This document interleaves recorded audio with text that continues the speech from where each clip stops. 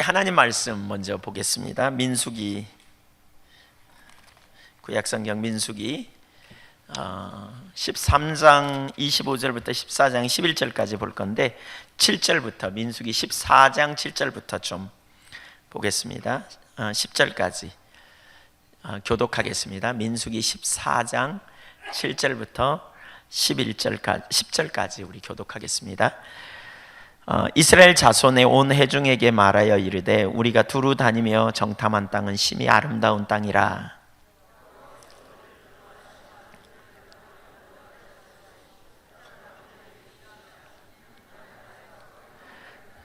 다만 여호와를 거역하지는 말라. 또 그 땅 백성을 두려워하지 말라.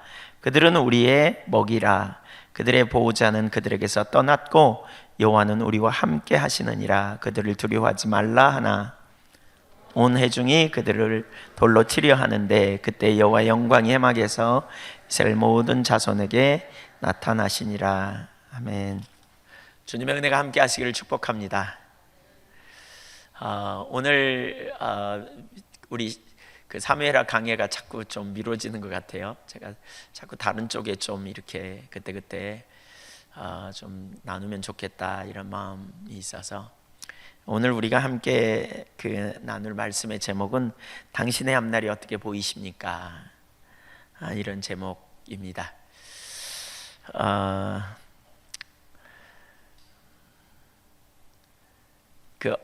어제 제가 아주 오래전에 알았던 어떤 분, 최근에는 거의 연락이 안 됐던 어떤 분에게서 이런 문자를 받았어요. 목사님, 저 누구누구예요. 죽을 것 같아요. 어떻게 해야 해요? 그러니까 죽을 것 같아요. 어떻게 해야 해요? 제가 그분에게 전화를 걸어서 통화를 하면서 이제 기도해주고 또 상담하면서 한 가지를 이렇게 생각했습니다. 우리가 우리 인생에 일어나는 문제, 우리가 인생에서 만나는 상황, 어떤 환경을 보면서 우린 여러 가지 반응을 보일 수 있다는 것이지요. 여러분은 여러분의 인생을 앞날을 생각하면 어떻게 여러분의 미래가 보이십니까? 내가 어떻게 살아갈까? 어떤 일이 내 인생에 일어날까? 이런 예측들을 우리는 합니다. 이때 앞날에 소망이 있고 기대가 넘치는 경험도 있을 것입니다. 반면에 앞이 보이지 않아 절망적인 상황처럼 이해되는 분들도 있으리라고 생각이 됩니다. 그런데 중요한 것은요, 그 문제 자체가 아니라 그 문제, 절망적인 상황도 문제이겠지만 그 문제를 대하는 우리의 태도가 되게 중요하다는 것입니다. 제가 그 지난 주간에도 우리 그 성령사역에 대하여 거기 성령사역학교에서 강의하면서 느낀 것이지만 어떤 때 내적 치유를 하다 보면 그러니까 상처를 많이 받았겠구나 이런 생각을 하게 된 사람들이 있어요. 그러니까 역기능 가정이라는 말이 있거든요. 정상적인 기능의 가정을 못하는. 그래서 그런 가정에서 자란 사람들은 되게 상처를 많이 받아요. 상처가 많아요. 근데 어떤 분을 보니까 역기능 가정에서 자라서 상처를 정말 많을 거라고 생각했는데 얘기를 하고 대화를 하면서 보니까 상처가 하나도 없는 거예요. 그러니까 이건 비정상 같아. 그래서 그분의 그러한 그분과 얘기를 하면서 제가 느낀 건데 이렇게 문제를 대하는 태도에 달려있다라는 사실을 깨닫게 되었어요. 우리가 인생을 살면서 가져야 될 아주 중요한 영역은 우리 인생을 믿음으로 보는 거예요. 그러니까 성경의 믿음은 얼마나 중요한지 몰라요. 믿음이 중요하다는 표현이 대단히 많이 나와요. 언제 기회가 되면 히브리서 4장 전체를 좀 강해하면 참 좋겠다 이런 생각을 하는데 믿음으로 우리가 안식을 얻을 수 있다고 가르쳐요. 히브리서 4장은. 그러니까 우리의 안식은 우리 눈앞에 있는 어떤 상황이 아니라 이렇게 하나님께서 일해 가시고 움직이시는 가운데 우리가 그분 앞에 있는 믿음의 반응과 관련이 있어요. 그러니까 신앙이 미성숙하고 어리면 예수 믿으면 만사형통을 기대해요. 우리가 예수 믿으니까 만사형통 모든 게 잘 될 거다 이런 생각을 하게 돼요. 그러나 우리가 육신을 가지고 있기 때문에 우리 인생엔 끊임없이 어려움이 있어요. 고난이 있단 말이에요. 그러니까 성경에서 우리가 두 단어를 참 집중적으로 다루고 있는 걸 특별히 신약성경에서 볼 수 있거든요. 그게 뭐냐면 고난과 영광이에요. 고난과 영광이 같이 간다는 거예요. 사실 여러분, 우리가 지금 건강한 것 같다고 나는 정말 아무 문제 없는 것 같지만 우리가 그렇잖아요. 나이가 먹으면 이 근육이 빠지기도 하고 또 우리가 오랫동안 쓴 연골 같은 게 이렇게 달아가지고요, 점점 몸도 아프고요, 삭신은 쑤시고, 이렇게 되면 우리가 참 어려움을 경험하죠. 그러니까 위기가 온단 말이에요. 많은 어려움도 오고 위기를 경험하기도 하고, 그렇게 되면 우리는 이렇게 절망적인 것처럼 느껴지기도 하는 거죠. 그래서 안식은 환경에 있는 게 아니고요, 안식은 우리가 믿는 하나님께 있음을 기억해야 돼요. 또한 믿음으로 우리는 하나님을 기쁘시게 하고 하나님과 동행하는 삶도 살 수 있습니다. 그러니까 믿음이 없으면 하나님이 기뻐하시는 선택을 할 수가 없게 돼요. 그래서 하나님과 동행하는 삶이 되지 않아요. 하나님과 동행하기 위해서는 믿음이 있어야 되고, 믿음의 선택을 할 때 우리는 하나님과 동행하는 가운데 승리하는 삶을 살게 되는데, 히브리서 11장 5절에 보면 믿음으로 에녹은 죽음을 보지 않고 옮겨졌으니 하나님이 그를 옮기심이라 다시 보이지 아니하였느니라. 그는 옮겨지기 전에 하나님을 기쁘시게 하는 자라 하는 증거를 받았다. 하나님과 일평생 동행하다가 죽음을 보지 않고 하나님 나라에 간 에녹의 이야기. 근데 이 에녹이 하나님과 동행하는 삶에 아주 중요한 포인트가 있는데, 그게 뭐냐? 하나님을 기쁘시게 하는 자, 하나님을 기쁘시게 하는 자라는 말을 들었다는 거예요. 근데 하나님을 기쁘시게 하기 위해서 반드시 뭐냐? 믿음의 삶이 필요하다는 거죠. 그래서 6절에 믿음이 없이는 하나님을 기쁘시게 하지 못하나니 그랬어요. 믿음이 있어야 하나님이 기쁘시게 하는 선택을 해요. 믿음이 있어야 하나님의 길을 선택하고요, 믿음이 있어야 하나님의 뜻을 따라 우리의 삶을 조정해 갈 수 있어요. 믿음이 없으면 불가능해요. 그래서 에녹이 하나님과 동행할 수 있었던 건 믿음이 있었기 때문에 그래요. 예. 오늘 본문의 이야기로 가면, 오늘 본문은 참 이 세상에서 가장 축복받은, 그 당대에 가장 축복받은 사람들이에요. 그렇잖아요? 위대하신 하나님, 우주를 창조하신 하나님이 모든 수많은 민족 중에 이스라엘 민족을 선택하셨어요. 그러니까 그들은 선택받은 민족이잖아요. 그럼 복 받았어요, 안 받았어요? 예, 말할 필요가 없어요. 그들은 굉장한 축복을 받은 사람들이고요, 굉장한 은혜를 받은 사람들이요, 놀라운 축복을 경험한 사람들이라고요. 정말 하나님의 놀라운 은혜를 경험한 사람들, 복 받은 사람들. 근데 그들은 믿음이 없으므로 자기들이 가장 절망적인 사람이라고 본 거예요. 그러니까 여러분, 우리 그리스도인들이요, 한편으로 우리가 하나님의 눈으로 보면 우리는 하나님 없는 삶, 그 삶은 끔찍한 삶이고 결국 지옥에 이를 수밖에 없는 인생이지만, 예수 그리스도를 통해서 우리는 굉장한 축복을 받은 자임에도 불구하고 우리가 믿음이 우리의 마음속에서 사라지면 우리는 우리 자신을 보며 가장 불행한 사람이라고 말할 수도 있다는 거예요. 여러분은 행복하세요? 불행하세요? 지금 여러분은 행복한 사람입니까? 불행한 사람입니까?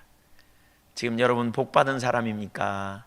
아니면 절망적인 사람입니까? 예.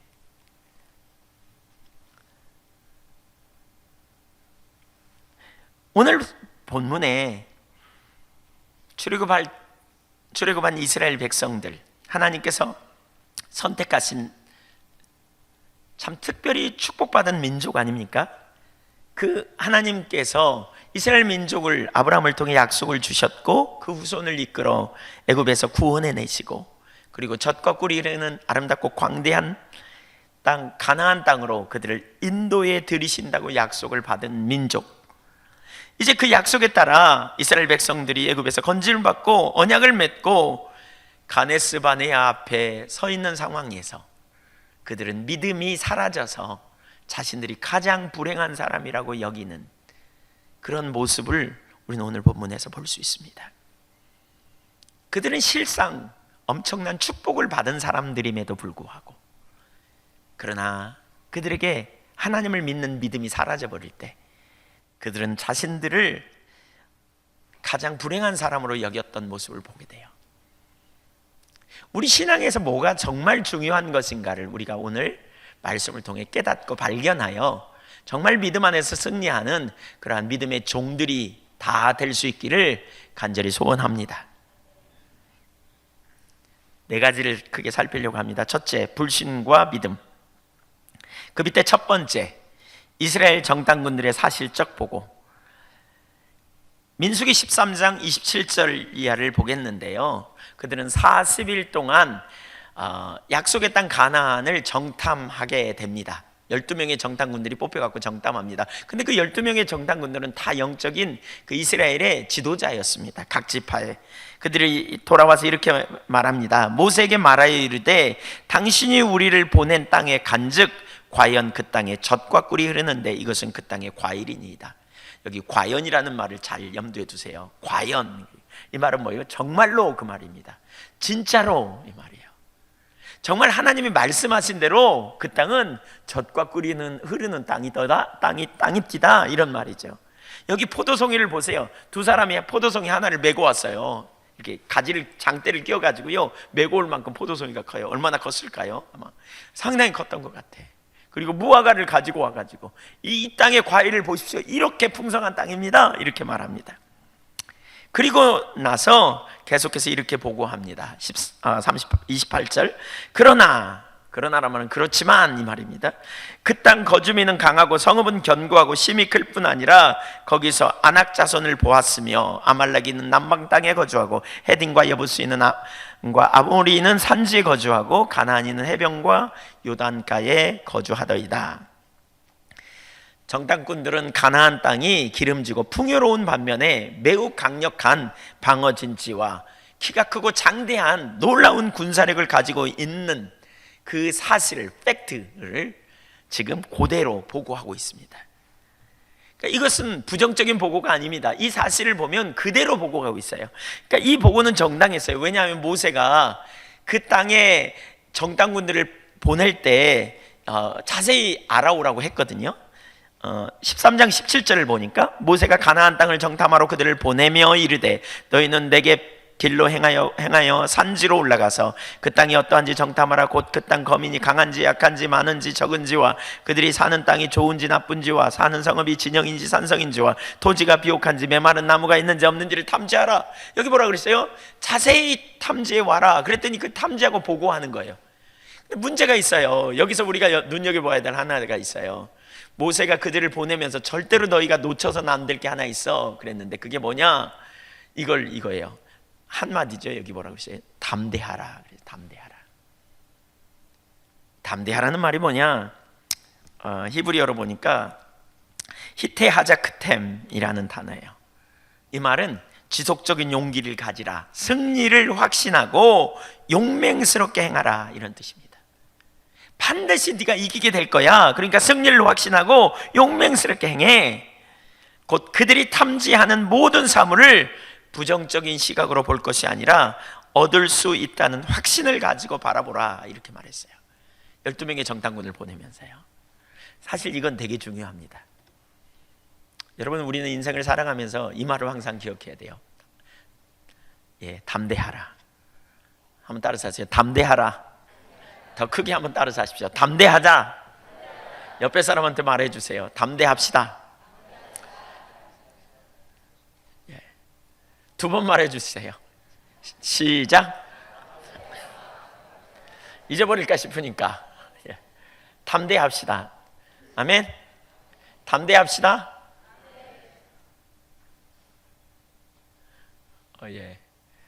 가만히 보니까 예배 시작하고 오신 분들이 꽤 많은 것 같아요. 자리가 2층도 막 더 채워졌네요. 우리 경배 찬양 예배입니다, 여러분. 경배 찬양 안 드리면 예배 안 드린 겁니다. 하나님께 뭘 드리세요? 우리 하나님께 드리는 예배의 중요한 두 가지 요소가 헌금과 찬양입니다. 설교는요, 하나님의 말씀을 받는 겁니다. 그러니까 예배 드린다고 하시면 우리 찬양이 중요한 요소예요. 찬양은 설교를 듣기 위한 깍두기가 아닙니다. 마음 열게 하려고 찬양하는 게 아니고요, 찬양은 핵심입니다. 그래서 예배 시간에 늦지 않으셔야 됩니다. 설교 시간 안 늦으면 안 늦었다고 생각하시죠? 아닙니다. 하나님은 그렇게 안 보실 겁니다. 예, 우리 조금 염두에 두고 나오면 좋겠습니다. 예, 자, 담대하라. 그래서 담대하라.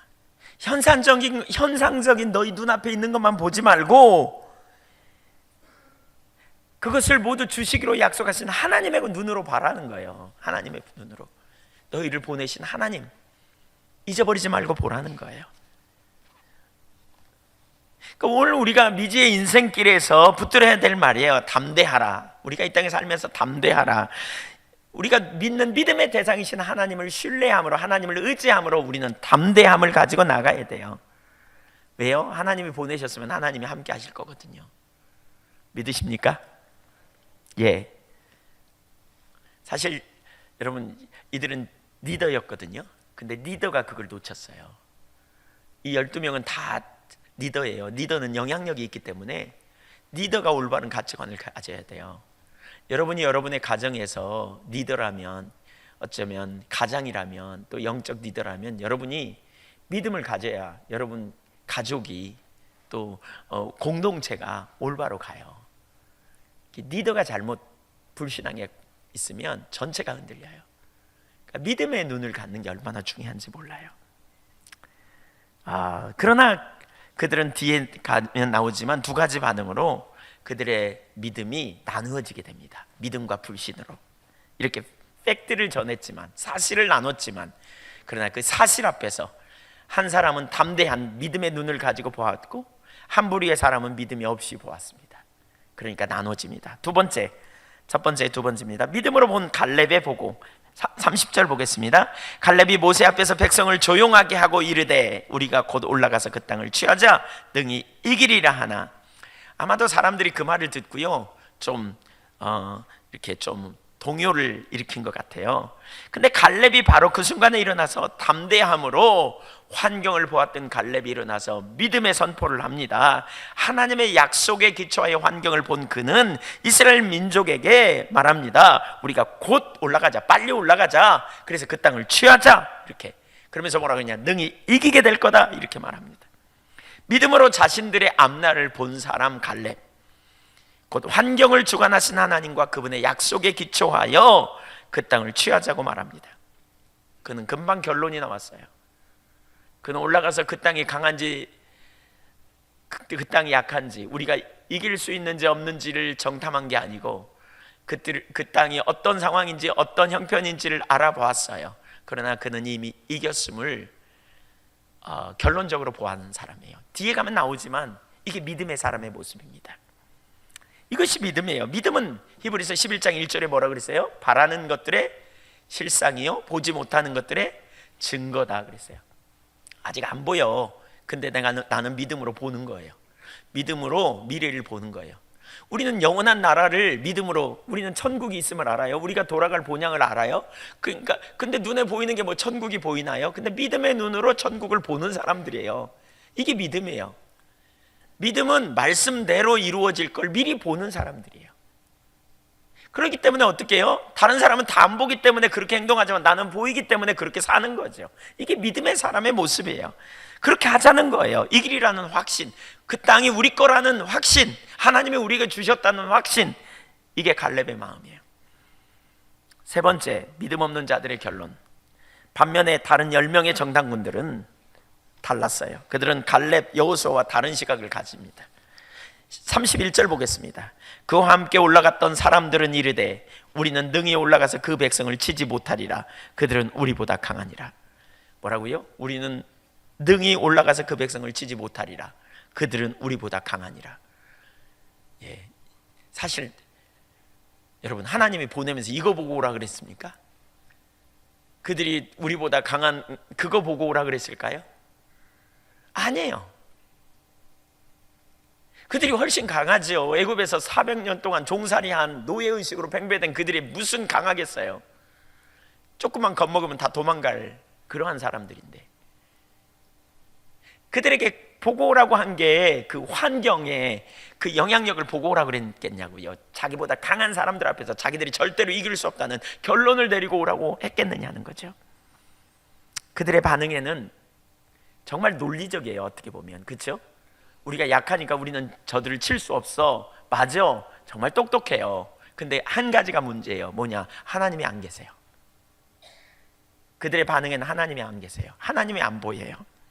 하나님의 약속도 당연히 찾을 수가 없어요. 그들의 눈에 보이는, 너무나 커 보이는 환경과 그 앞에 있는 자신들의 초라한 모습만 그들은 바라보고 있을 뿐입니다. 이것이 육체를 의지하는 사람들의 모습이에요. 그러니까 복음을 이해하는 게 되게 중요해요. 여러분, 복음을 이해하지 못하면 우리 노력, 우리 열심으로 뭔가를 해보려다가 안 되면 낙심하고 좌절하거든요. 근데 복음을 이해하는 사람은 우리의 노력으로 해서 안 되기 때문에 하나님의 아들이 오셨고, 우리는 그 예수 그리스도 안에서 능치 못함이 없음을 보는 거예요. 예수님과 연합되어서 그분 안에서 우리는 하나님 자원의 삶을 사는 사람들이에요. 이게 복음이에요. 내 자원이 아니고 예수님 안에서, 예수님과 연합해서, 예수님을 믿음으로, 예수님을 믿는 믿음 안에서, 갈라디아서 2장 20절의 삶, 이 삶이 우리에게 놀라운 능력의 삶인데, 이게 안 보이니까 내 노력으로 하려고 그러다 안 되면 실패하고 좌절하고 낙심하고, 해보다가 실패하고 나중엔 뭐예요? 해도 안 되는구나, 그리고 좌절해버려요. 절망해요. 이게 육체에 의한 삶이에요. 그리스도는 육체에 의한 삶이 아니에요. 그리스도 안의 삶이어야지. 그렇죠? 하나님 자원의 삶, 하나님은 능치 못함이 없어. 맞아요. 하나님이 하시면 못하실 일이 없어. 이게 보이는 사람이에요. 그런데 불신의 사람은 자기 자원으로 하려고 하다 낙심하고 좌절해 보이죠. 사실 우리가 할 수 있는 게 별로 많지 않습니다. 여러분, 인간은 생각보다 무능합니다. 그러나 믿음의 사람은 절망하지 않습니다. 왜냐하면 하나님을 신뢰하기 때문에요.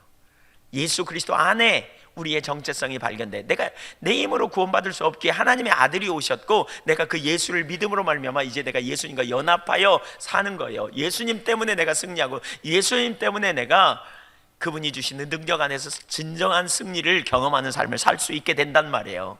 우리 안에 답이 없어요. 답이 없기 때문에 낙심하고 좌절할 이유가 아니라니까요. 그래서 그 하나님의 능력으로 사는 거죠. 우리는 하나님의 지혜를 의지하고 그분의 능력을 신뢰하고 그분의 약속을 신뢰하기 때문에. 문제는 뭐야? 그들은 이 하나님의 은혜를, 능력을 잊어버렸어요. 은혜를 안 받은 게 아니에요. 받았는데 잊어버렸어요. 놓쳤어요. 문제 앞에서 하나님의 약속이 보이지 않아요. 하나님의 인도하심을 따라 거기까지 왔는데, 놀라운 은혜를 경험하고 왔는데, 막상 새로운 믿음이 필요한 시기에 하나님의 인식이 안 되는 거죠. 그러니까 뒤집어져 버린 거예요. 한편으로 이건 이해하기 어렵습니다. 왜냐하면 우리가 좀 전에 봤잖아요. 뭐라 그랬어요? 그 팩트, 사실을 전할 때, 과연 정말로 그 땅은 젖과 꿀이 흐르던 땅이더라. 진짜 하나님이 말씀하신 대로 그대로 젖과 꿀이 흐르대. 이렇게 보고했잖아요. 그럼 그건 뭐예요? 야, 정말 하나님 말씀은 진짜 사실인 거야. 이렇게 말하고 있어요. 근데 그 다음 순간에 싹 잊어버려 버린 거예요. 예, 그 땅을 자신들에게 주시리라는 약속은 놓쳐버린 거죠. 정말 아이러니해요. 금방 그렇게 고백해놓고 어떻게 그럴 수 있는가? 왜 그 땅을 자신들에게 주겠다고 하시는 약속은 믿지 못했을까? 이런 모습을 종종 봐요. 많은 사람에게 지금까지 베풀어 주신 은혜는 믿지만 앞으로 행하실 걸 잘 믿지 못하는. 왜 그럴까요? 그러니까 우리가 믿음에 대해서 이해하면 이게 있어요. 저를 잘 보세요. 믿음은요, 매번 유언부담이 달라요. 지금까지 받은 은혜의 기초에서 그 다음을 우리가 선택해 갈 때 유언부담이 따라요. 그러니까 우리가 하나님을 따라갈 때 우리는, 많은 사람들이 신앙생활을 이렇게 이해할 수 있어요. 예수 믿고 구원받고, 그리고 이제 안전지대에서 그냥 나름대로 살아가는 삶, 그냥 성경 말씀을 따라 착한 일 좀 하고 그냥 선한 일 좀 하면 되는 것으로 이해하는. 근데 요한복음 10장을 봐도 명백히 알 수 있듯이 우리는 그분의 양이고, 선한 목자 되신 주님이 앞서가면서 말씀하실 때 우리는 그 말씀을 따라가는 것이 신앙이에요. 우리가 성령의 인도를 따라가는 것은 매번 우리가 하나님의 말씀을 따라 우리의 삶을 조정하며 따라가는 삶이 되어져야 돼요. 매번. 그러니까 우리는 성령의 인도를 따라가는 삶이지, 예수 믿고 구원 받았으니까 그냥 나름대로 이제 거기서 자기가 할 착한 일 하고 사는, 이게 우리의 신앙생활이 아니에요. 인도하신 성령을 따라 우리가 계속해서 우리의 삶을 조정해가며 나아가는 거예요. 그렇기 때문에 매번 뭐가 필요하냐? 믿음이 필요한 거예요. 말씀하시는 하나님을 따라 순종해 가는 것이. 이들을요 거기 가네스만의 앞에까지만 딱 데려다 놓고 그냥 거기서 하나님 만나와 메추라기 주고 거기서 그냥 풍요하게 잘 살게 하면 이들은 별말 없었을 거예요. 근데 그들을 어디로 들어가라고요? 가나안에. 근데 그 가나안이 호락호락하지 않아. 보니까 엄청난 큰 믿음이 없이는 절대로 못 가는 땅이에요. 그리 들어가라 그러니까 문제가 생긴 거예요. 지금 거기까지 믿음이 없었냐? 나름대로 자기들이 믿음이 있다고 생각했을 거예요. 근데 문제는 저 강대한 민족이 있는, 정말 그 자기들이 보기에 정말 너무나 자기들은 형편없는데 그런 사람들을 대적하고 물리치고 싸워 나가라고 하니까 그들이 겁나고 두려워한 거죠. 새로운 믿음의 초청, 은혜를 되게 많이 받은 것을 기억해. 근데 새로운 믿음으로 원스텝하며 발을 내미는 것에 대한 두려움. 그렇기 때문에 우리가요 주님과 계속해서 동행하는 게 어려운 이유가 거기 있어요. 동행하다가 놓친다니까요. 여기가 좋사오니, 자기가 받은 은혜, 자기 나름대로 받은 경험, 그리고 삶에 큰 문제가 없으면 그냥 그 자리에 들러붙어요. 익숙한 곳에 들러붙어요. 더 이상 믿음으로 발을 옮기려고 하지 않아요. 근데 여러분, 주님은 어떻게 해요? 성령의 인도를 따라간다는 건 계속해서 우리가 이 땅에 사는 동안 계속해서 성령의 인도를 따라 우리의 삶을 조정해 가는 거예요. 그것이 성화고요, 그것이 하나님 나라를 이루는 하나님의 백성이 걸어야 될 길이에요. 그렇기 때문에 유언부담이 있단 말이에요. 그러니까 이스라엘 백성들이 지금 그 자리에 가 있는 거죠. 그래서 받은 은혜를 고백하면서도 그 다음 믿음의 선택을 하는 것이 어려운 이유가 바로 거기 있는 거죠. 그래서 우리는 계속해서 뭐예요? 하나님과 친밀한 교제에 있어야 되고 하나님 아는 데서 자라가야 돼요. 지금 이스라엘 10명의 지도자들은 하나님 없는 상황 판단, 곧 불신에 빠져 있습니다. 그래서 곧바로 불신앙적 결론을 내립니다. 32절 33절 이스라엘 자손 앞에서 그 정탐한 땅을 악평하여 이르되 우리가 두루 다니며 정탐한 땅은 그 거주민을 삼키는 땅이요 거기서 본 모든 백성은 신장이 장대한 자들이며 거기서 네피림 후손인 아낙 자손의 거인들을 보았나니 우리는 스스로 보기에도 메뚜기 같으니 그들이 보기에도 그와 같다 쓸 것이니라. 그들이 그 땅을 어떻게 했다고요? 악평했대요. 그러면서 뭐라 그러냐? 그 거민 땅은 거주민을 삼키는 땅이다. 거기 있는 사람들을 삼키는 땅이다. 이렇게 말했어요. 이 말은 그 땅은 척박한 땅이다 이 말이 아니에요. 그들은 이미 그 포도송이 하나를 메고 올 만큼, 두 사람이 메고 올 만큼 그 땅은 과연 적과 꿀이르다 이렇게 말했어요. 그러면 척박한 땅이라는 말이 뭐예요? 그 거주민을 삼키는 땅이라는 말이 뭐예요?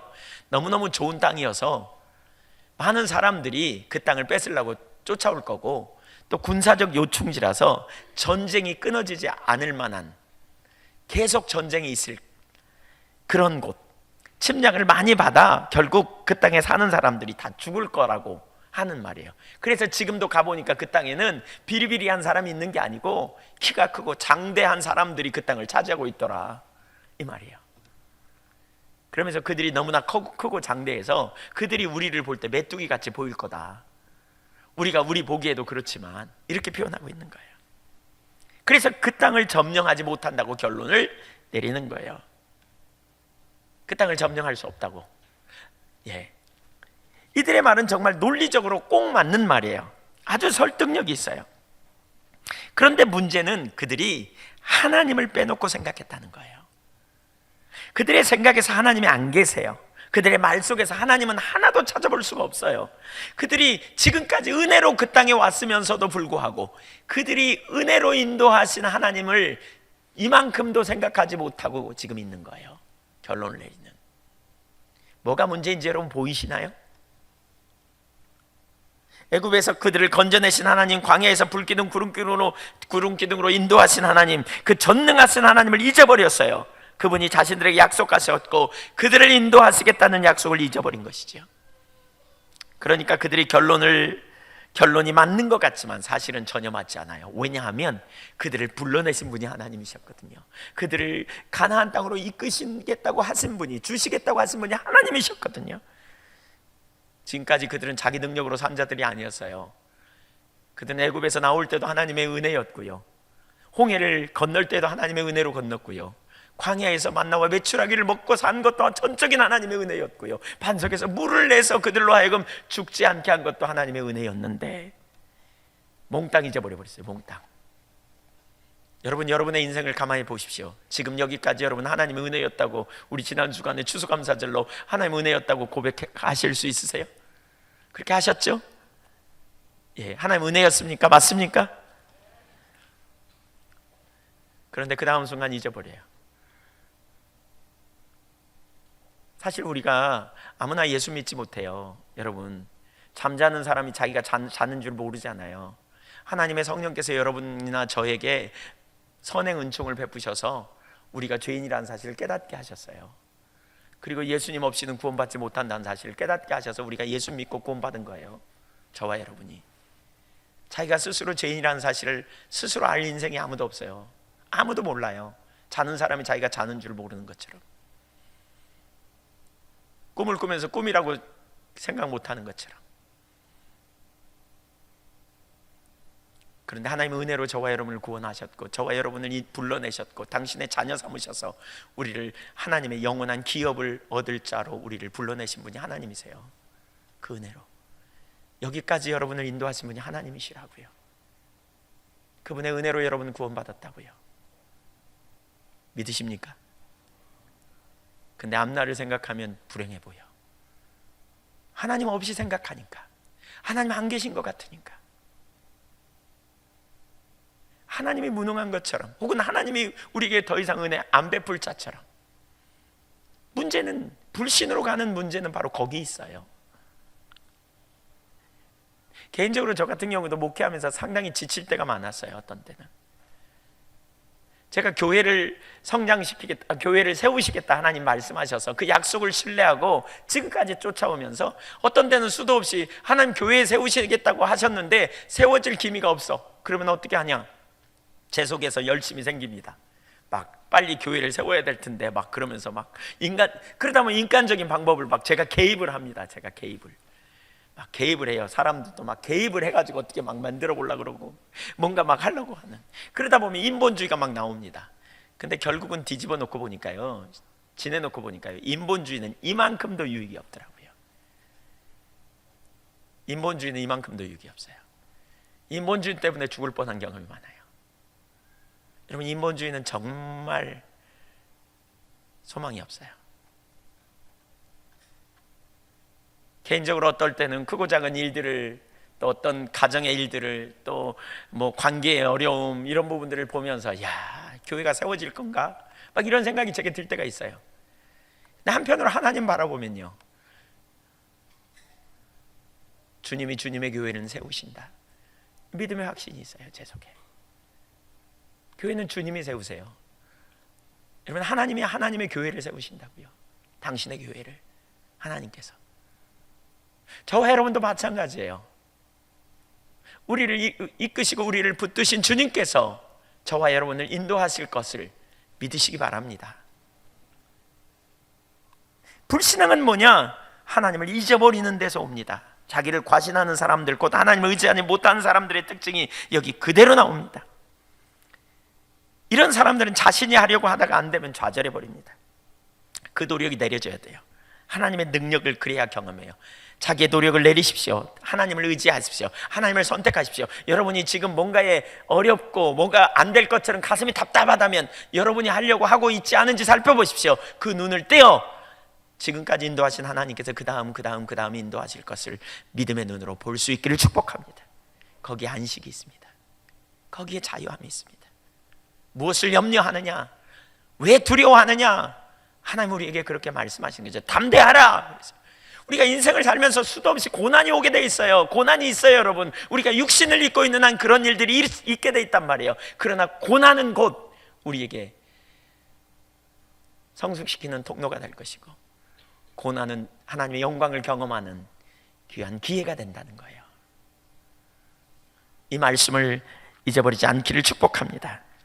두 번째, 누구의 말을 들을 것인가? 인생을 살면서 수많은 선택을 합니다. 이때 누구의 말을 들을 것인가? 이건 아주 중요합니다. 어떤 말을 믿고 듣고 따를 것인가? 매우 중요합니다. 사실 우리 주변에는 믿음의 사람도 있고 불신앙의 사람도 있습니다. 항상 두 부류의 사람이 있습니다. 그리고 나름대로 성실하게 나를 위하는 것처럼, 여러분을 위하는 것처럼 조언합니다. 논리적으로 조언합니다. 여러 가지 근거를 들어 조언합니다. 아주 잘 조언합니다. 그 말이 진짜 맞는 것처럼 생각될 수도 있습니다. 그런데 문제는 불신의 조언이라면, 믿음의 사람으로서 그 조언을 받아들인다면 그 인생은 허비하는 인생이 된다는 거예요. 왜냐하면 믿음의 사람은 하나님 없이 인생을 바라봐서는 절대로 승리할 수 없기 때문에 그래요. 12명의 정탐꾼이 있었어요. 여기 모두 다 하나님이 세우신 종들입니다. 모두 다 각 지파의 리더격입니다.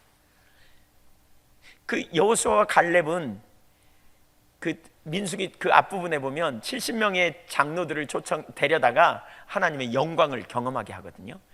근데 그 속에 여호수아와 갈렙이 있었던 걸 보면 거기 70명의 사람들은 모두 다 하나님의 영광을 얼마 전에 경험한 사람들, 큰 은혜를 경험한 사람들, 그리고 리더들입니다. 근데 그럼에도 불구하고 그들은 순식간에 불신으로 10명은 가버렸습니다. 그리고 부정적인 보고를 합니다. 여러분, 그래서 정말 중요합니다. 분별력이. 누구의 말을 들을 것인가. 올라가자는 2명과 올라가서는 안 된다는 10명의 말. 이스라엘 백성들은 그 순간 누구의 말을 들었느냐? 올라가지 말자는 10명의 말을 선택합니다. 그리고 혼돈을 경험합니다. 왜 그랬을까? 저는 4가지 근거를 좀 살펴보고 싶어요. 왜냐하면 우리도 얼마든지 그럴 수 있거든요. 첫째, 하나님을 떠났기 때문이에요. 하나님을 떠나면 나타나는 징조 중에 하나, 그게 불신앙입니다. 하나님이 인식되지 않아. 하나님을 생각하고 믿음으로 반응하는 일이 안 일어나. 2번째, 논리적인 말에 빠집니다. 논리적인 말을 선택합니다. 하나님이 안 계시, 여러분, 우리가 믿음이 없으면, 그러니까 바꿔 말하면 우리에게 믿음이 없으면 믿지 않는 사람이나 별반 다를 바 없는 게 논리적인 논증을 선택하게 돼 있어요. 불신자들은 절대로 하나님이 이렇게 하셨다, 하나님이 이렇게 하실 거다, 이걸 못 믿어요. 이게 불신 아닙니까? 근데 예수 믿는 사람과 불신자의 차이가 뭡니까? 믿는 사람은 하나님이 우리와 함께 계시고 하나님의 말씀하신 대로 반드시 이루시는 분임을 아는 것이 믿는 사람들의 특징 아닙니까? 근데 하나님을 놓치면요, 그때부터 논리가 통합니다. 세상의 논리가 통해요. 합리주의적인 생각이 기초에서 결론을 내려요. 하나님을 알지 못하고 하나님을 잊어버리니까. 3번째로, 숫자 노름에 놀아나기 쉽습니다. 다수가 선택했어요. 12명 중에 10명이 그렇게 말해. 그러니까 그 말에 더 옳은 것 같아. 여러분이 어떤 문제를 가지고 누구하고 상담해서 그랬더니 여러분에게 훨씬 더 많이 말하는 사람들을, 여러분에게 옳다고 말하는 사람들의 다수의 말을 여러분은 훨씬 더 들을 수 있습니다. 그런데 성경 뭐라 그래요? 다수가 진리가 아니라는 거예요. 하나님의 말씀이 길이 진리라는 거예요. 오히려 예수님은 뭐라 그러냐? 산상수훈에서 좁은 문으로 들어가라. 멸망으로 인도하는 문은 크고 넓어서 많은 사람들이 그리로 들어가느니라. 근데 너희는 좁은 문으로 들어가라. 하나님의 길은 좁은 거예요. 많은 사람이 선택하지 않을 수도 있어요. 왜요? 믿음의 사람만 보니까요. 4번째, 그들 모두는 지도자였기 때문에 영향력을 가지고 있어요. 사실 그들 모두는 각 지파의 지도자였어요. 지도자의 특징은 영향력이에요. 문제는 모두 다 믿음의 사람이 아니었다는 것이 비극이에요. 지도자는 믿음의 사람이어야 돼요. 불신의 사람이 그 영향력으로 다른 사람들까지 망하게 해요. 그래서 우리는 모두 믿음의 사람이 되어야 해요. 그들이, 이스라엘 백성들이 왜 선택했을까? 이 4가지 가능성을 보게 되는 것 같아요. 문제는 불신앙적인 결론에 넘어가면 그 인생을 허비한다는 거예요. 소모적인 삶, 하나님을 멸시하는 삶이에요. 우리는 하나님을 찾는 데에서 멀어져 자기 중심으로 돌아가면 우리 안에 불신앙이 가득 차게 됩니다. 그때 불신앙의 생각들이 자꾸 올라옵니다. 자기 고집대로, 자기 욕심대로, 자기 생각을 따라 행동하게 됩니다. 여러분, 이걸 분별할 수 있다고 생각하세요? 분별이 쉽지 않습니다. 왜냐하면 논리적으로 오기 때문에요. 자기 올라오는 생각이 진리라고 생각하지 그걸 하나님의 길을 따라 분별하는 게 쉽지 않습니다. 우리가 마음으로부터 하나님을 떠나면 자기중심적인 자로 돌아가기 때문에 순식간에 예배를 드리면서도 하나님 떠난 것일 수 있다 그랬잖아요. 하나님을 떠나는 건 몸이 떠나는 게 아니라 마음이 떠나는. 그래서 마음으로 떠나면 하나님을 떠난 줄도 몰라요. 그래서 하나님을 떠나면 자기 중심이 되고 자기 목적이 전면에 등장하고 입술로는 하나님의 영광을 위한다고 하지만 사실은 자기 목적, 자기 관심사, 자기 영광을 위해 살게 되기 때문에 그것은 하나님을 사랑하는 것이 아니고 자기가 목적하는 그걸 사랑하는 것이라고 그랬어요. 돈이 될 수도 있고 자녀가 될 수도 있고 명예가 될 수도 있고. 근데 그렇게 되면 하나님을 향한 믿음이 거쳐요. 믿는다고 말하지만 그 초점이 하나님에게서 떠나기 때문에 하나님이 인식되지 않아요. 그래서 그 상황이 되면 이론적, 지적 동의밖에 안 돼. 하나님을 믿습니까? 그러면 아멘 그래요. 근데 지적인 동의일 뿐이에요. 어떤 문제가 닥치면요, 상황에 반응하지 하나님께 반응하지 못해요. 그러니까 예배당에 가서 교회 와서 예배는 드리지만 사실은 마음으로부터 하나님을 신뢰하지 못하는 그 자리에 돌아가 버리는 거죠. 한번 따라서 하실래요? 믿음은 하나님을 인식함으로, 하나님의 관점으로 환경도 보고 현실도 바라본다. 이게 믿음의 사람이에요. 그래서 그렇게 반응하게 돼 있어요. 예, 그렇게 반응하게 돼 있어요. 믿음은 하나님을 인식함으로, 어떤 일을 결정할 때도 그렇습니다. 하나님이 인식되지 않으니까 논리적으로 따져서 결정합니다. 때로는 수의 논리를 따져서, 때로는 친한 사람들의 말을 듣고 결정합니다. 많은 사람들이 택하는 길, 말하는 소리를 듣습니다. 오늘 본문에 10명이 택했기 때문에 그 길이 옳다고 생각하는 것입니다. 그러나 하나님을 떠나면 반드시 자기 보기에 좋은 길, 유익한 길, 평안하고 이원 부담이 적은 길을 선택하게 됩니다. 하나님의 길이 무엇인지 알지 못합니다. 하나님을 마음으로부터 떠나 있는 상태에서는요, 하나님을 찾는 데 소홀히 하는 상태에서 자신의 생각을 신뢰하면 안 됩니다. 그것이 논리적인 것처럼 여겨집니까? 말씀에 비추어 확인해 봐야 합니다. 말씀에 비추어서. 오늘 본문 14장을 보세요. 나중에 이제 저 뒷부분에 나옵니다만 거기 그 4절에 보면 뭐라 그러냐면 우리가 한 지관을 세우고 애굽으로 돌아가자 이러거든요. 예, 애굽으로 돌아가자. 참 저는 이해할 수 없어요. 그 오랜 세월 동안 노예 생활했던 그 땅이 뭐가 좋다고 그렇게 애굽으로 돌아가자 그럴까? 예. 뭐가 좋다고 애굽으로 돌아가려고 그럴까? 아니 중간에 오다가 그렇잖아요. 뭐 정말 거기서 못 들어갈 것 같으면 그 어간 어디에서 진치고 있든지 아니면 신광야로 돌아가든지 거기 쓴물을 단물로 바꿨던 지역으로 돌아가든지 뭐 이렇게 하자, 뭐 이렇게 하면 좀 더 이해가 돼요. 근데 애굽으로 돌아가자. 애굽 400년 동안 종살이 했던 것. 왜 그럴까요 여러분? 그게 인간의 모습이에요. 인간은요, 익숙한 곳, 전에 살았던 익숙한 곳, 익숙한 환경, 그걸 좋아해요. 자꾸 그것을 붙들어요. 자꾸 그 자리를 돌아가려고 해요. 이게 인간의 본능이에요. 자꾸. 그래서 그렇게 선택해요. 문제는 명백하게 하나님의 뜻이 아님을 안다면 그나마 선택하기 쉬워요. 그러나 이것도 하나님의 뜻일 수 있을 것 같고 저것도 하나님의 뜻일 수 있을 것 같을 때가 문제예요. 그러니까 우리가 어떤 일을 결정할 때 있잖아요. 예, 어떤 일을 결정할 때 이것도 하나님 뜻일 것 같고 저것도 하나님의 뜻일 것 같을 때는 이렇게 그게 문제예요. 그러니까 명백하게 하나님의 뜻이 아니야 하나는, 그러면 선택하기 아주 쉽거든요. 근데 이것도 뜻인 것 같고 저것도 뜻인 것 같을 때가 문제예요. 왜냐하면 하나님을 떠나 있을 때는 이것도 하나님 뜻 저것도 하나님 뜻 나름대로 합리화된 뭘 선택해도 괜찮을 것처럼 여겨지거든요. 근데 문제는 뭐냐, 우리가 하나님을 떠나면 분별력이 가려서요, 우선 자기 감정, 자기 욕심, 그것을 하나님의 길이라고 착각할 수 있어요. 익숙한 것, 자기가 좋아하고 편안한 것, 위험부담이 적은 것, 안전지대, 이걸 선택하려고 그래요. 그래서 이것도 하나님의 뜻 같고 저것도 하나님의 뜻 같을 때 우리가 하나님을 떠나 있는 상태에서는 자기 편한 길, 자기 좋은 길을, 위험부담이 적은 길을 선택해요. 그러면서 뭐라 그러냐, 하나님의 뜻이라 그래요. 근데 여러분, 이것도 하나님의 뜻 같고 저것도 하나님의 뜻 같을 때 우리가 동기를 살펴야 돼요.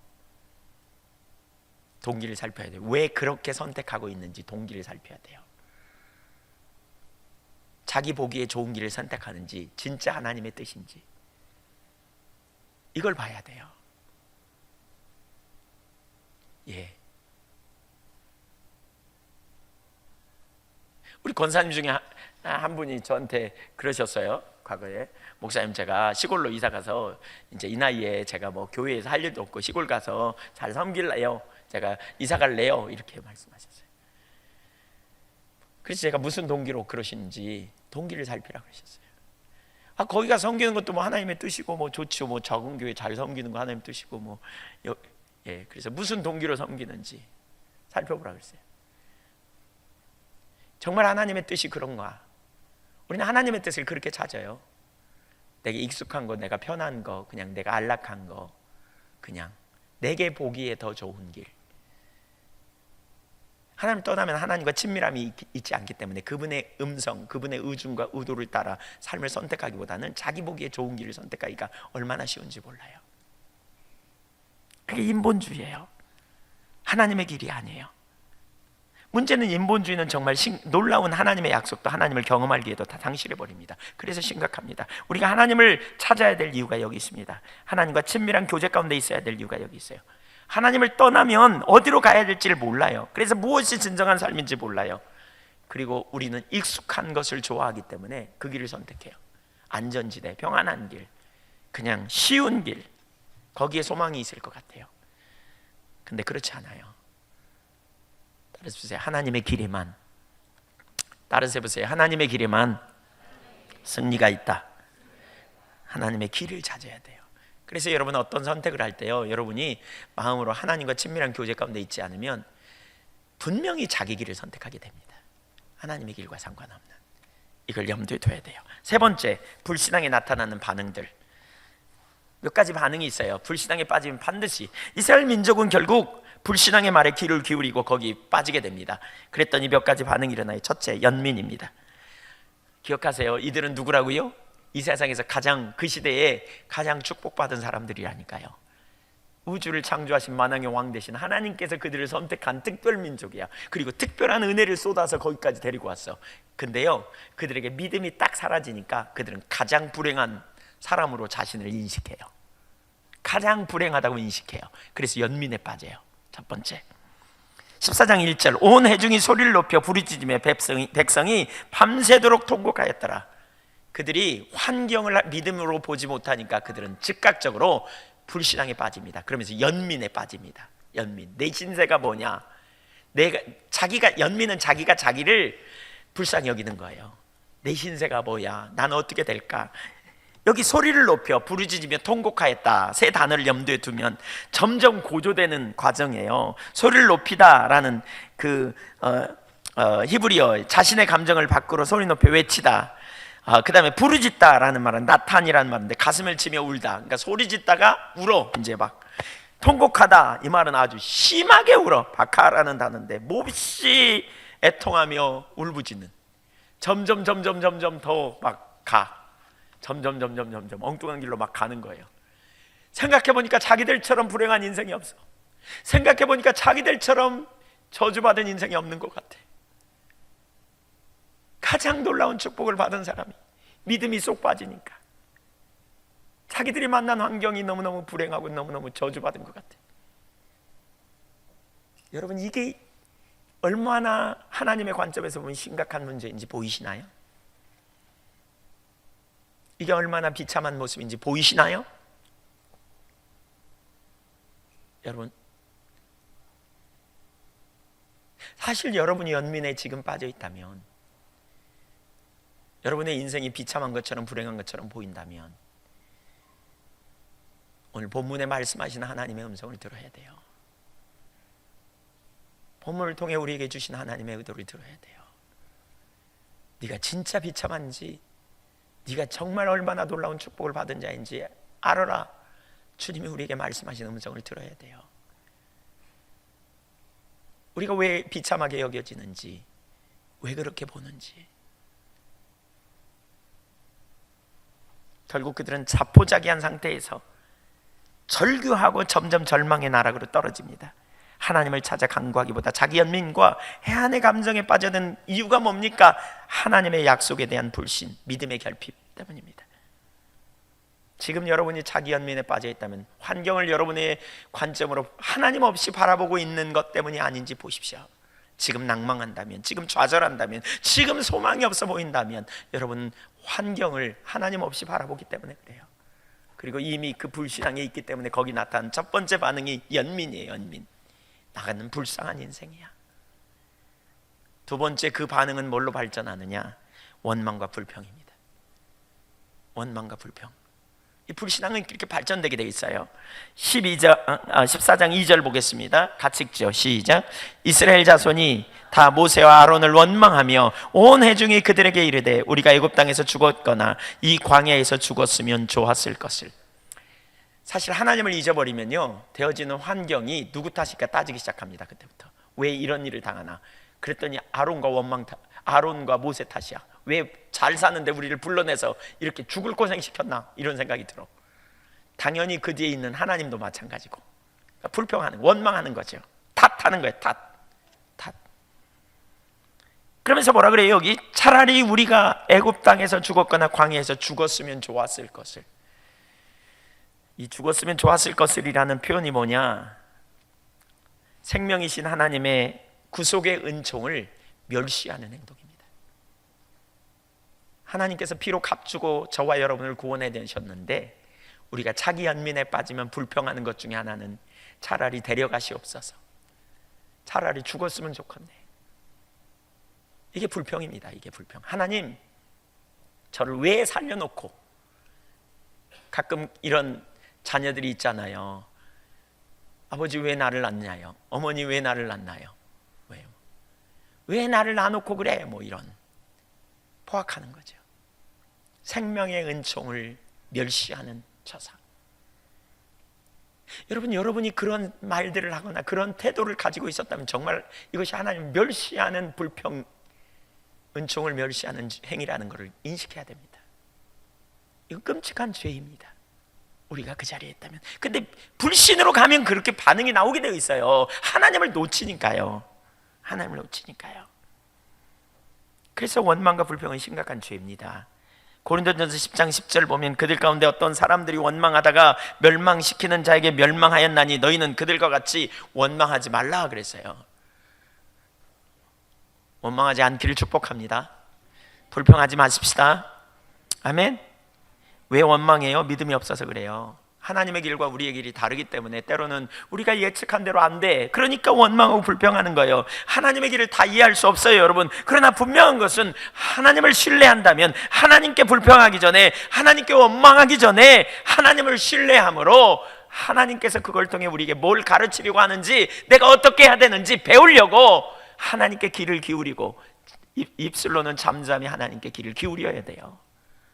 그리고 더 나아가 깨달을 때 하나님께 감사해야 돼요. 고난이 내게 유익입니다라고 말할 수 있어야 돼요. 우리는 배워야 돼요. 그래서 항상 기뻐하라, 범사에 감사하라 그러잖아요. 모든 일에 감사하라. 왜? 주로 말미암아, 하나님으로 말미암아.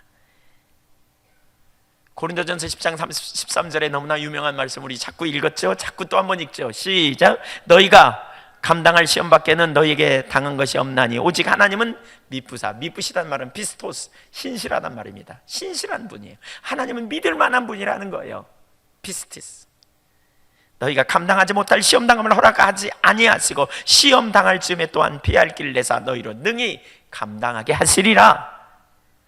이럴 땐 아멘 하는 겁니다. 예. 아멘. 우리는 결론을 알아요. 하나님의 의도는 저와 여러분에게 생명을 주되 풍요한 생명을 주려고 사랑하는 아들을 이 땅에 보내셨어요. 그러나 그들은 불신으로 오해했습니다. 그래서 지금 엉뚱한 짓을 하고 있습니다. 엉뚱한 생각을 하고 있고 엉뚱한 시간을 보내고 있습니다. 허비하는 인생. 우리가 이 땅에서 하나님을 믿는 자로서 원망하고 불평하는 것은 아무런 의미가 없는 말을 하고 있어요. 전혀 상관없는 말이에요. 하나님 편에서 보세요. 너무 속 터질 거예요. 속 터져요. 하나님의 의도도 목적도 뜻도 모르는. 세 번째, 불신의 결과 잘못된 상상과 결론. 민수기 14장 3절을 읽어보겠습니다. 여기 세 가지 결론을 내리는데 시작. 어찌하여 여호와가 우리를 그 땅으로 인도하여 칼에 쓰러지게 하려 하는가? 우리 처자가 사로잡히리니 애굽으로 돌아가는 것이 낫지 아니하랴. 전혀 엉뚱한 말을 해요. 여호와가 우리를 그 땅으로 인도하여 칼에 쓰러지게 하는가? 인도하신 건 맞아요. 근데 칼에 쓰러지게 하려고요? 아니에요. 여러분 대답해 보세요. 맞아요? 죽이려고 인도하셨어요? 그들의 처자를 사로잡히게 하려고 인도하셨어요? 대답해 보세요. 맞아요? 틀려요? 거짓된 추론, 잘못된 추론, 그게 진리인 것처럼. 여러분 우리도 이런 추론 수도 없이 해요. 우리가 불신앙에 빠지면 자꾸 그런 생각이 우리 가운데 올라오잖아요. 여러분 이 생각을 믿음으로, 믿음의 방패로 그 생각을 대적하기를 축복합니다. 그 생각을 잘라버리셔야 돼요. 믿음으로. 불신으로 인한 하나님에 대한 오해는 그들이 받은 하나님의 베푸신 은혜도, 하나님의 사랑도 모르는 반응이었어요. 하나님이 그들을 얼마나 사랑하셨는지 신명기 7장 6절 우리 몇 주 전에 살폈죠. 그들을 보배로운 소유로 여기고 열렬히 사랑하시고, 보배로운 소유로 선택해서 열렬히 사랑하시고, 그들을 위해 속전을 지불하고 그들을 건져내시는 사랑.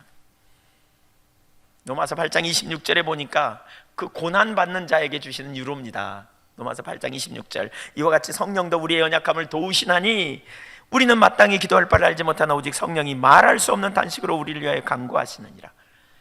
마음을 살피시니 이가 성령의 생각을 아시나니 이는 성령이 하나님의 뜻대로 성도를 위하여 간구하신다. 성령께서 중보기도 하고 계세요. 그러면서 28절, 우리가 알거니와 하나님을 사랑하는 자 곧 그의 뜻대로 부르심을 입은 자들에게는 모든 것이 합력하여 선을 이룬다. 기억하세요. 모든 것이 합력해서 결국 선하게 만들어 놓으신다는 거예요. 그게 하나님의 의도예요. 29절, 하나님이 미리 아신 자들을 또한 그 아들의 형상을 본받게 하기 위하여 미리 정하셨으니, 이게 예정입니다. 예정. 하나님이 저와 여러분을 예정하셨대. 미리 아시고 미리 예정하셨대. 뭘로요? 하나님의 형상으로 빚어가기 위해서. 그러니까 그 모든 걸 합력해 선을 이루시되 하나님의 형상으로 빚어가신다는 거예요. 저와 여러분을 빚어가세요. 그러면서 31절, 그래서 이걸 아는 사람은 이 일에 대하여 무슨 말하리요? 만일 하나님이 우리를 위하시면 누가 우리를 대적하리요? 자기 아들을 아끼지 아니하시고 내어주신 우리 모든 사람을 위하여 내주시니까 어찌 아들과 함께 모든 것을 우리에게 주시지 아니하겠느냐? 누가 능히 하나님의 택하신 자들을 고발하리요? 의롭다 하시는 하나님이시니 누가 정죄하리요? 죽으실 뿐 아니라 다시 살아나시는 그리스도 예수시니 그는 하나님 우편에 앉아 계신 자요 우리를 위하여 간구하시는 자시니라. 하나님이 얼마나 사랑하시는지, 십자가의 대속의 사랑을 기억하세요. 여러분 따라서 보세요. 하나님은 나를 쉽게 포기 안 하신다. 믿으십니까? 믿음의 눈으로 주님을 보십시오. 옆에 사람은 한번 얘기해 주세요. 잊어버릴까 싶으니까. 하나님은 당신을 포기하지 않으십니다.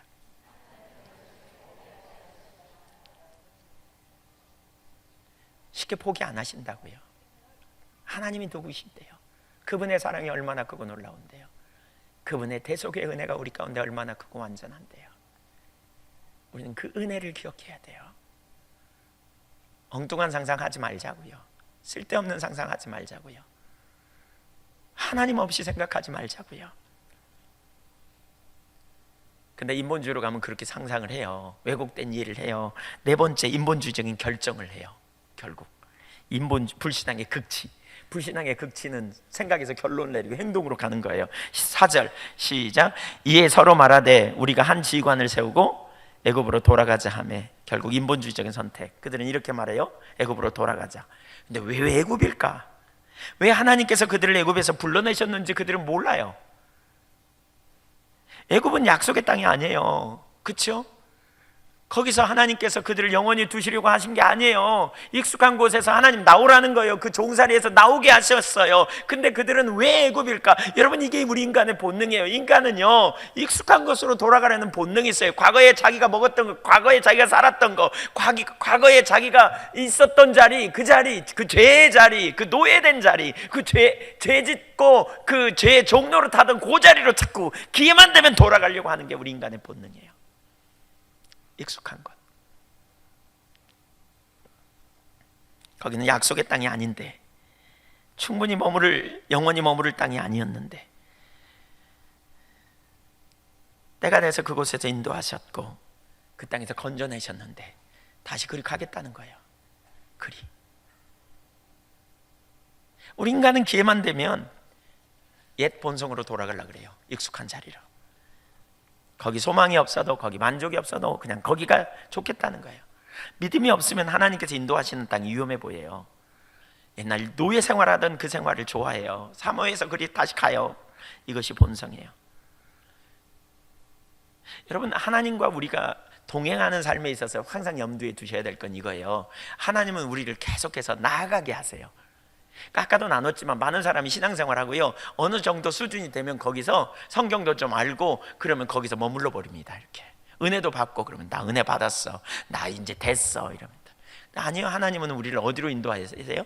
가나안으로 인도하세요. 안식의 자리로 이끄시기 원해요. 그래서 계속해서 뭐죠? 친밀한 교제 가운데 그분의 말씀을 듣고 삶을 계속 조정해서 올라오라는 거예요. 계속 나오라는 거예요. 근데 우리는 그 다음에 조정하려면 뭔가 대가가 지불하고 놓아야 될 것 같고 뭔가 희생이 따르고 뭔가 참 힘들 것 같고, 그러니까 안 하려고 그래, 안 하려고 그래.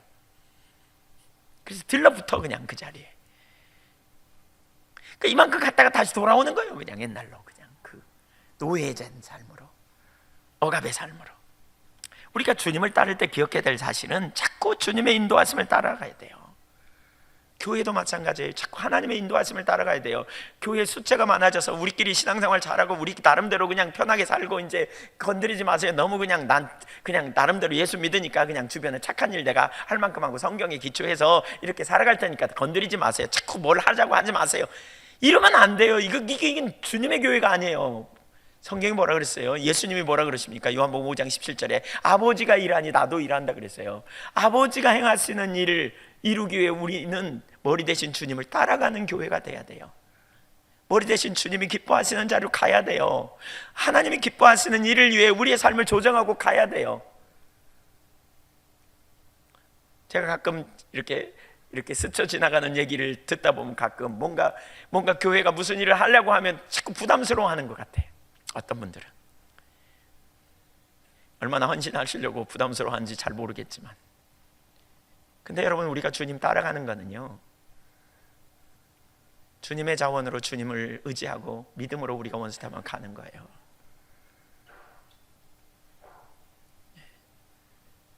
하나님께서 예언교회 인도하셔서 군사역도 감당하는 것, 인도하셔서 가는 만큼 가는 거예요.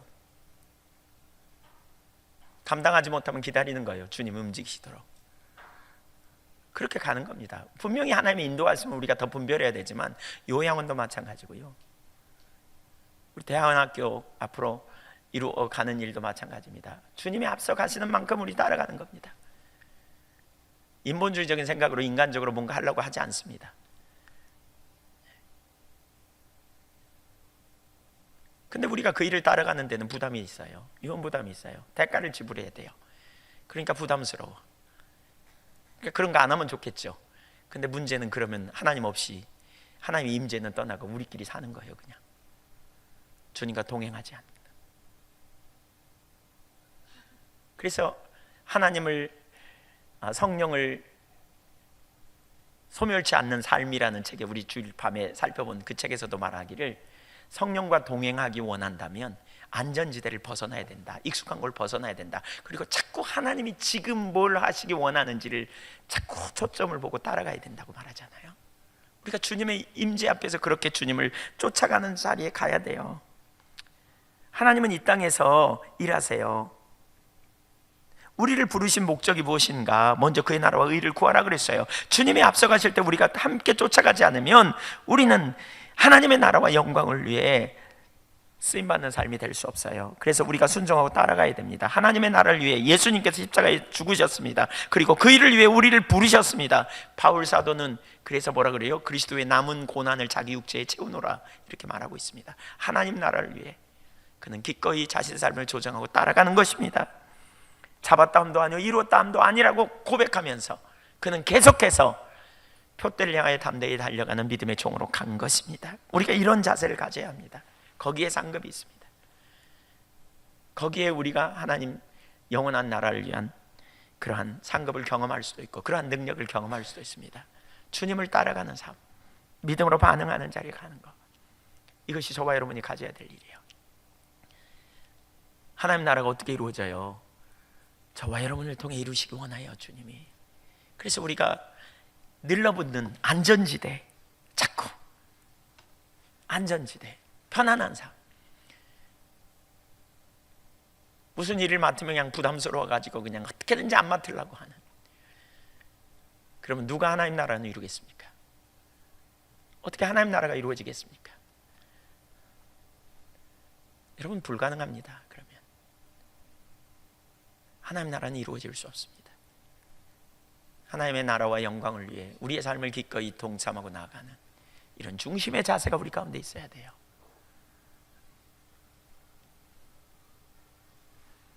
마지막 네 번째, 믿음의 결과와 불신의 결과. 7절, 14장 7절을 보겠습니다. 여기 믿음이 무엇인지를 참 잘 보여주는 그 여호수아와 갈렙의 이야기가 나오죠. 이스라엘 자손의 온 회중에게 말하여 이르되 우리가 두루 다니며 정탐한 땅은 심히 아름다운 땅이라. 여호와께서 우리를 기뻐하시면 우리를 그 땅으로 인도하여 들이시고 그 땅을 우리에게 주시리라. 이는 과연 젖과 꿀이 흐르는 땅이니라. 여호수아와 갈렙은요 믿음의 사람이에요. 그래서 뭐라 그래요? 여기 아름다운 땅이다. 그러면서 뭐죠? 당연히 그 땅을 우리가 차지할 거라고 이렇게 생각하는 것 같아요. 그의 관심은 지금 뭐냐? 그 땅 사람들이 크더라. 그 땅 사람들이 너무 강대하더라. 이렇게 말하고 있잖아요. 여호수아와 갈렙이 바라보고 있는 한 가지는 뭐냐? 하나님과 우리와의 관계를 바라보고 있어요. 하나님이 우리를 기뻐하시면 그 땅은 우리 거라는 거예요. 이게 믿음의 사람이에요. 하나님과 나와의 관계를 살피고 있어요. 하나님이 우리를 기뻐하셔서 여기까지 인도하셨는데 그 땅 우리에게 줄 거라는 거예요. 그러니까 우리가 할 일은 하나라는 거예요. 그분 거역하지 말자는 거예요. 그 다음 9절 보세요. 다만 여호와를 거역하지 말라. 또 그 땅 백성을 두려워하지 말라. 그들은 우리의 먹이라. 그들의 보호자는 그들에게서 떠났고 여호와는 우리와 함께하느니라. 그들을 두려워하지 말라. 여러분, 하나님을 기쁘시게 하기 원하는. 왜요? 하나님이 함께할 때 그 삶에 놀라운 승리가 있으니까. 그래서 여호수아와 갈렙의 관심사는 하나님이 자기들과 함께하느냐, 하나님을 기쁘시게 하는. 환경이 아니에요. 그 상황이 어떠느냐가 문제가 아니에요. 왜냐하면 그 일은 어차피 누가 할 거니까? 주님이 하실 거니까. 이게 믿음의 초점이에요. 이게 믿음의 초점. 그래서 여호와를 거역하지 말라. 저들은 우리의 밥이다, 먹이다. 저들의 그림자, 보호자라는 말을 원어는 그림자라는 말이거든요. 태양이 뜨겁게 내리칠 때 차단하는 이게 그림자, 이걸 보호자로 말하고 있어요. 저들의 그림자는 거쳤다. 그러나 우리의 보호자 여호와는 우리와 함께 계신다. 하나님은 우리와 함께 계신다. 그래서 우리가 이기게 될 거다. 승리한다. 그래서 믿음의 사람은 담대해요. 하나님이 누구이신가요? 정말 우주를 창조하신 만왕의 왕 아닙니까?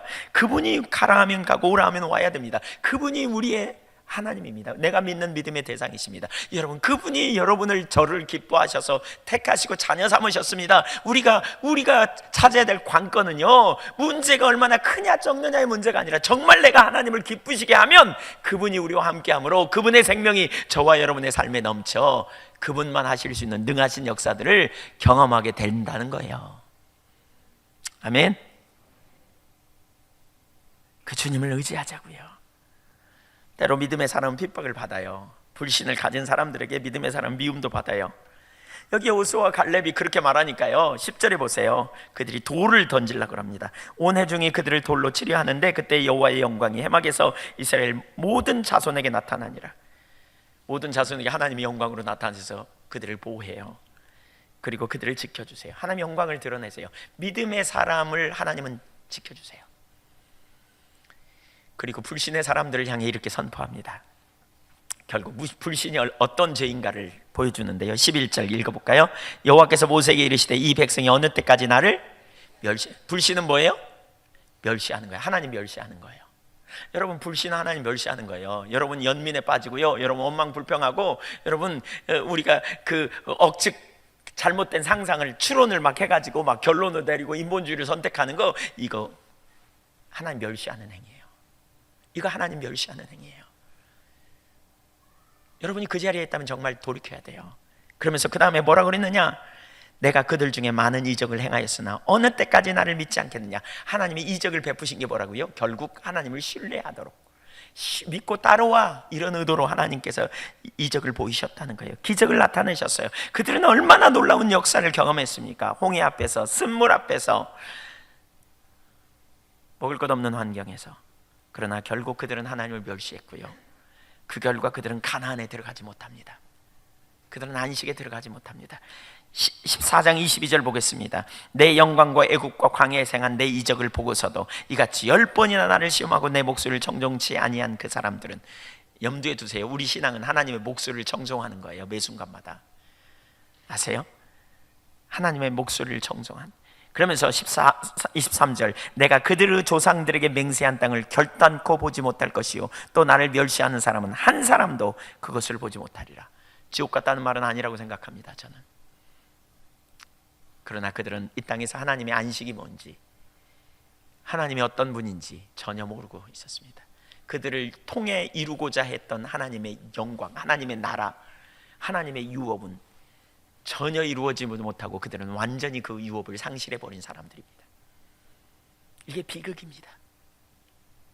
가장 놀라운 축복을 그 시대에 받았던 사람들, 가장 놀라운 하나님의 영광을 경험할 수 있는 사람들, 그런데 그들은 자기들이 가장 비참한 사람이라고 여기고 아닌 게 아니라 비참한 상태로 그의 인생을 마감하게 되는 것이죠.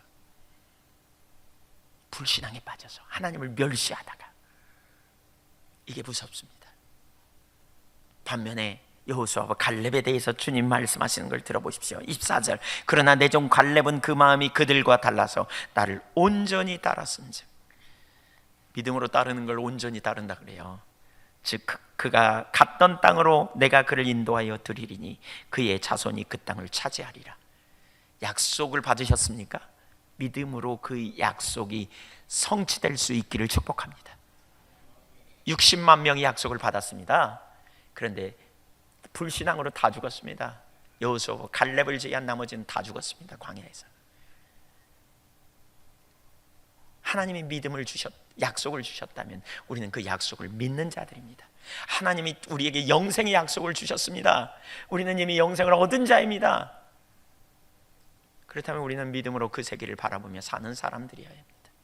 하나님이 내가 너희와 세상 끝날까지 주님께서 함께 하시겠다고 약속하셨습니다. 그렇다면 우리는 주님이 우리를 버리지 아니하고 영원히 함께 하신다는 사실을 믿음으로 취하여 문제가 있을 때마다, 어려움이 있을 때마다, 혹은 기쁠 때에도, 또 뭐가 안 될 때에도, 뭐가 잘 나갈 때에도 우리는 하나님을 믿음으로 신뢰하며 고백하고 나가야 합니다. 지금 우리에게 필요한 것은 믿음입니다. 받은 은혜를 생각해 보십시오. 다른 은혜 생각할 거 없습니다. 우리가 얼마나 끔찍한 죄인이었는가. 그런 죄인된 나를 위해 하나님의 아들이 십자가에 달려 죽으심. 너희가 그 은혜로 구원을 받았다. 그 은혜는 인간의 말로 다 표현할 수 없을 만큼 크고 완전한 은혜입니다. 우리는 그 은혜를 받은 자임을 기억하고 그 은혜로 나를 건지신 주님께서, 나를 사랑하신 주님께서 저와 여러분의 인생길에 내내 함께 하시고 하나님을 범사에 인정함으로 말미암아, 하나님의 길을 선택함으로 말미암아, 하나님 앞에 의리를 지킴으로 말미암아 하나님의 구원의 손길을 더 깊이 경험하고, 그뿐만 아니라 저와 여러분을 통해서 하나님 나라가 넓혀지는 위대한 하나님의 역사에 쓰임받는 믿음의 종들이 될 줄로 믿습니다. 그게 하나님의 의도라고 저는 믿습니다. 우리 시대에 믿음의 세대로 서십시다. 우리 이곳에 머리 숙인 여러분 한 분도 빠지지 않고 모두 다 믿음의 세대가 되시기를 축복합니다. 기도하겠습니다.